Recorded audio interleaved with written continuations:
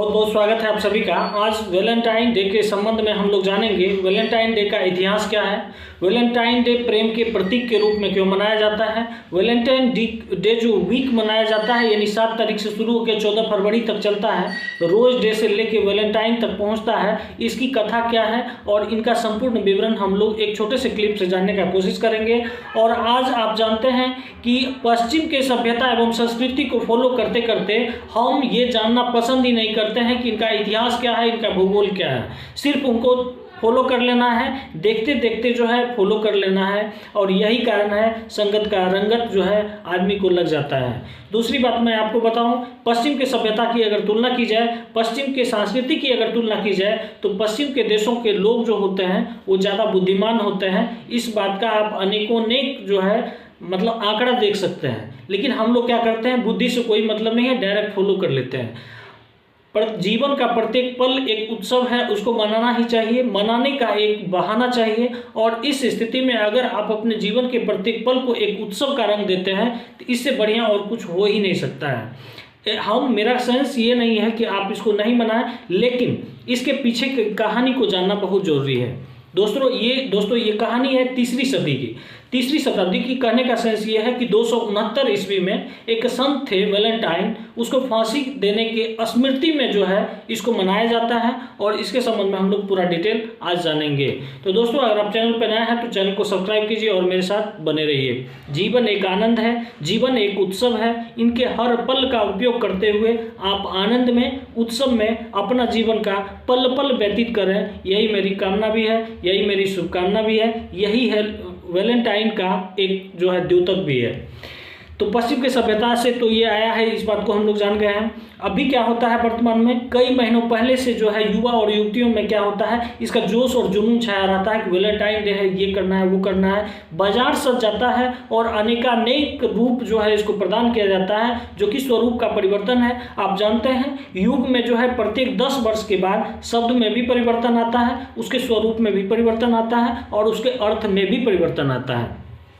तो सामान्य रूप से इसकी जो शुरुआत होती है 7 फरवरी से लेकर 14 फरवरी तक होती है, और जबकि इसका इतिहास ऐसा नहीं है। एक क्रूर शासक और एक संत के बीच की कहानी को ये रूप दिया गया है, और इसका कहानी ये है, इस प्रकार जानिए। रोम का एक राजा था जिसका नाम था क्लोडियस, और वो बहुत ही क्रूर शासक था। उसके मन में जो आता था उस तरह का कानून बना देता था, और अगर वो कानून बना दिया तो वो कानून लागू कर देता था, और अगर उस कानून को कोई आदमी नहीं मानेगा तो उसको कड़ा से कड़ा दंड देने का प्रावधान था। उस रोम के राजा को लगा कि विवाहित पुरुष और अविवाहित पुरुष ये दोनों में अंतर होता है, यानी उसके पास जितने भी सिपाही थे उसमें जितने भी विवाहित सिपाही थे उनका मानना था कि ये कमज़ोर हैं अविवाहित के तुलना में। यानी उन्होंने क्या किया, शादी पर रोक लगा दिया कि कोई भी जो मेरे यहाँ पुलिस पदाधिकारी हैं वो शादी नहीं करेंगे, क्योंकि उसका मानना था कि शादी करने से आदमी कमज़ोर हो जाता है, फलस्वरूप वो युद्ध में हार जाएंगे। दूसरी कंडीशन उन्होंने ये बताई कि जिनका शादी नहीं हुआ होता है तो उनको मोह माया नहीं होता है, रोने धोने वाला नहीं होता है, जबकि जो विवाहित होते हैं उनके साथ इनका उल्टा हो जाता है। ऐसी स्थिति में इस कानून को पूरे देश में लागू कर दिया जाता है। जब इस बात की जानकारी संत वैलेंटाइन को मिली तो वो बहुत ज़्यादा आंतरिक रूप से क्षुब्ध हो गए, और उन्होंने प्रण लिया कि हम इस नियम को तोड़ेंगे। जबकि उस क्रूर शासक के नियम को कोई भी तोड़ने के इच्छुक नहीं थे, क्योंकि उनका दंड बहुत ही प्रभावी था। उस कंडीशन में छुप छुप के जो है अनेक सैनिकों का शादी करवाए, हजारों लाखों सैनिकों का शादी करवाए। अब आप समझ सकते हैं उस क्रूर शासक के छत्र छाया में जितने भी बड़े राज्य थे उसमें जिस किसी ने दाम्पत्य जीवन का सुख पाया, उस संत वैलेंटाइन की मदद से क्या उनके वो फॉलोवर नहीं होंगे, उसके लिए तो वो भगवान होंगे। बाकी जो डरते थे वो तो नहीं, और जिन किसी सिपाही को उनसे शादी करना होता था किसी से, तो वो आराम से जो है संत वैलेंटाइन से मिलते थे और उसके बाद जो है वो उसको करवाते थे। जब इस बात की जानकारी राजा को मिली तो उन्होंने उसको फांसी का सज़ा सुनाया, और फांसी का एक मुकर्रर डेट देकर उसको जेल में बंद कर दिया गया। और जेलर था एक जेलर इस बात को जानता था कि संत वैलेंटाइन जो है दिव्य पुरुष है, उनके पास एक अलौकिक शक्ति है और उस शक्ति के आधार पर वो गंभीर से गंभीर रोग को भी ठीक कर देता है। उसका नाम था एस्टोरियस जेलर का, और उनकी बेटी जो है अंधी थी। अंधी होने के बाद उन्होंने गया किसी तरह से और उनको बताया कि मेरी बेटी अंधी है, क्या आप उसको आँख दे सकते हैं, यानी आँख में रोशनी ला सकते हैं। इस स्थिति को देखते हुए वैलेंटाइन ने इस बात को स्वीकार किया और अपने दिव्य प्रयोग से उसके आँख में रोशनी ला दिया। रोशनी लाने के बाद जो है वो उससे मिलने गई और ऐसा कहा जाता है कि पहली नज़र में ही उससे प्रेम हो गया।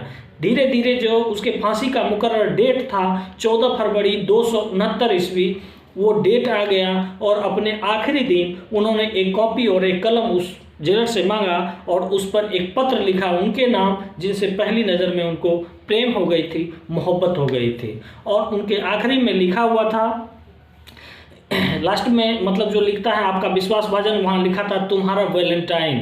इसलिए आज भी ये प्रचलन है कि जब कभी हम किसी को कुछ सूचित करते हैं इस खास अवसर पे तो लिखते हैं तुम्हारा वैलेंटाइन, ना वहाँ अपना नाम देना होता है ना ये नाम। तो यही इसका इतिहास है। और ये 7 फरवरी यानी रोज डे से शुरू होके अंतिम में जाके 14 फरवरी यानी जो फांसी का डेट था उस दिन जाके ये खत्म हो जाता है, जिसको वैलेंटाइन डे कहा जाता है।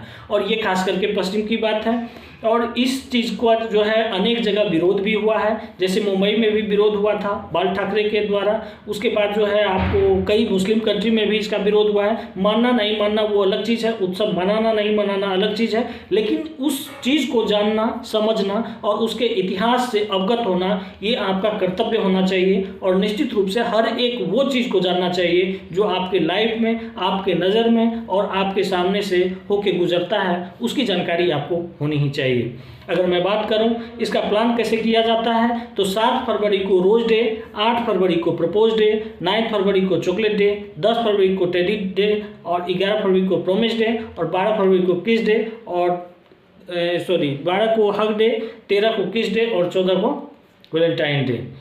तो मेरा ये उद्देश्य नहीं है आप मनाएं या ना मनाएं, लेकिन आपको मैं एक चीज़ और जानकारी दे दूं, ये खास करके कपल के लिए होता है, ठीक है। और इसमें जो है ज़्यादातर एंजॉय करते हैं जो कपल नहीं होते हैं, ठीक है।